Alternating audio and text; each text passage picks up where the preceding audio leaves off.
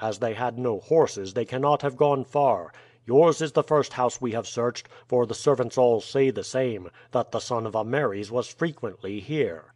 "He was not here very frequently," Chigron replied, "though he certainly came sometimes, and was interested in watching the various processes." Chebron had, in fact, been several times to the embalmer's.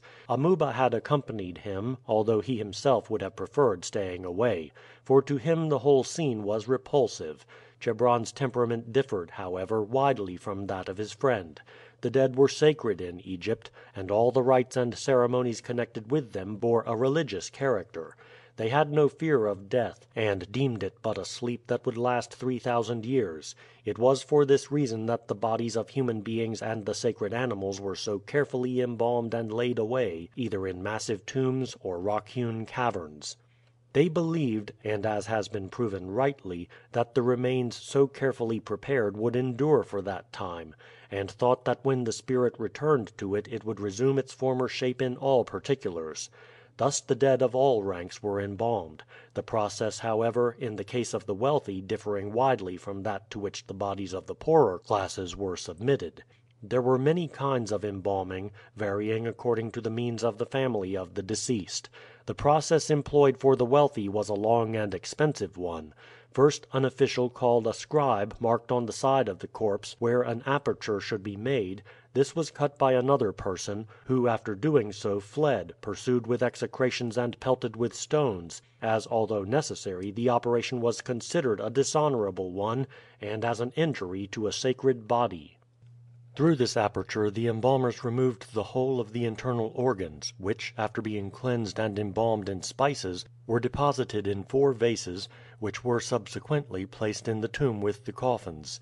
Each of these vases contained the parts sacred to a separate deity. The body was then filled with aromatic resin and spices, and rubbed for 30 days with a mixture of the same ingredients. In the case of the very wealthy the whole body was then gilded, in other cases only the face and portions of the body. The skin of the mummy so preserved is found to be of an olive color, dry and flexible as if tanned. The features are preserved and appear as during life, and the teeth, hair of the head, and eyebrows are well preserved. In some cases, instead of the aromatic resin, the bodies were filled with bitumen. In others saltpeter was used, the bodies being soaked in it for a long time and finally filled with resin and bitumen.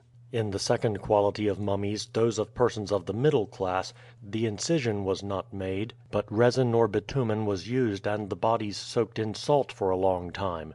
In the case of the poorer classes the bodies were simply dipped into liquid pitch. None of these, however, were treated in the establishment of Chigron, who operated only upon the bodies of the wealthy.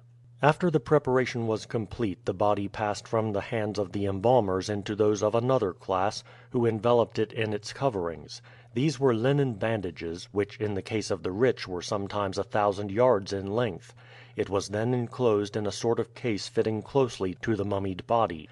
This case was richly painted, covered in front with a network of beads and bugles arranged in a tasteful form, the face being overlaid with thick gold leaf and the eyes made of enamel. This again was placed in other cases, sometimes 3 or 4 in number, all similarly ornamented with painting and gilding, and the whole enclosed in a sarcophagus or coffin of wood or stone, profusely decorated with painting and sculpture. It was then handed over to the family of the deceased, and afterward taken in solemn procession across the sacred lake, followed by the mourning relatives throwing dust upon their heads. Every Egyptian city had a lake of this kind, either natural or artificial. Notice was given beforehand to the judges and public of the day on which the funeral would take place, and these assembled at the side of the lake, where the decorated boat in readiness for the passage was lying. Before the coffin could be placed upon the boat it was lawful for any person present to bring forward his accusation against the deceased. If it could be proved that he had led an evil life the judge declared that the body was deprived of the accustomed sepulture. If the accused failed to establish his charge he was subject to the heaviest penalties. If there was no accuser or if the accusation was not proved the judge declared the dead man innocent. The body was placed in the boat and carried across the lake, and then either taken to the family catacombs or to the room specially prepared for its reception in the house of the deceased.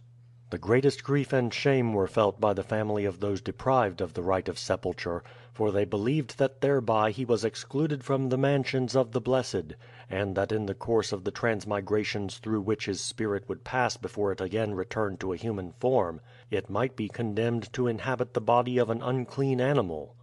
As none from the lowest to the very highest rank could escape the ordeal of public accusation after death, there can be little doubt that this ceremony exercised a most wholesome effect upon the life of the Egyptians, and was most efficacious in repressing tyranny, cruelty, and vice of all kinds among them. Even the most powerful kings were restrained by the knowledge that should they give cause of complaint to their subjects they were liable after death to be accused and deprived of the right of lying in the mighty tombs they had so carefully prepared for their reception.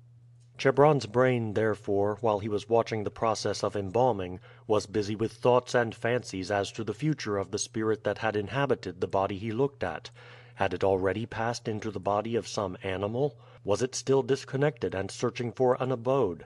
Through what changes would it pass and how long would be the time before it returned to this human tenement? For the 3,000 years was believed to be the shortest period of transition through the various changes in the case of the man of the purest and most blameless life, while in other cases the period was vastly extended. As Amuba was not gifted with a strong imagination, and saw in the whole matter merely the preservation of a body which in his opinion had much better have been either buried or placed on a funeral pile and destroyed by fire, these visits to the embalmers had constituted the most unpleasant part of his duties as Chebron's companion. Jethro had anticipated when he left that his visit to the city would be of short duration, and that he should return in an hour at the latest; but as the day passed and night fell without his return the lads became exceedingly anxious, and feared that something serious had taken place to detain him. Either his disguise had been detected and he had been seized by the populace, or some other great misfortune must have befallen him. It had been arranged indeed that they should that night have started upon their journey, and Jethro after his return was to have made out a list of such articles as he deemed necessary for their flight, and these Chigron had promised to purchase for him.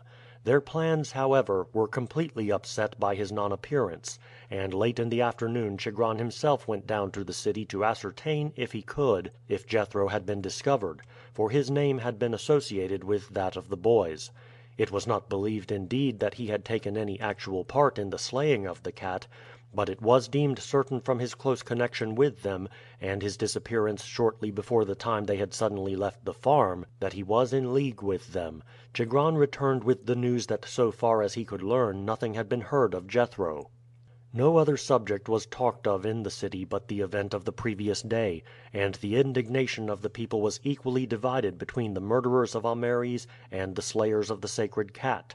The boys were full of grief and perplexity. To Amuba Jethro had taken the place of an elder brother. He had cheered him in the darkest moment of his life and had been his friend and companion ever since, and the thought that ill might have befallen him filled him with sorrow. With this was mingled an intense anxiety as to the future. Without Jethro's strong arm and advice how was this terrible journey to be accomplished? Chebron was in no state either to act or plan. A deep depression had seized upon him; he cared not whether he escaped or not, and would indeed have hailed detection and death as boons. Intense therefore was Amuba's relief when late in the evening a footstep was heard in the outer chamber, and Jethro entered. He sprang to his feet with a cry of gladness. "Oh, Jethro, thank the gods you have returned! I have suffered terribly on your account. What has happened to you, and so long delayed your return here?"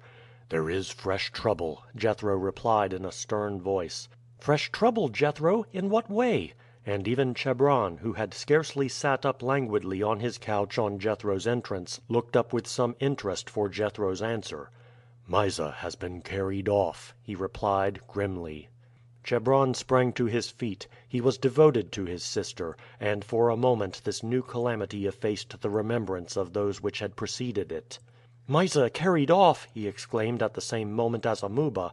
"Who has done it? When was it done? How did you learn it?" were questions which broke quickly from the lads. "On leaving here I went as arranged down into the city," Jethro replied. "There was no difficulty in learning what there was to learn, for all business seemed suspended and the streets were full of groups of people talking over the events of yesterday." The whole city is shaken by the fact that two such terrible acts of sacrifice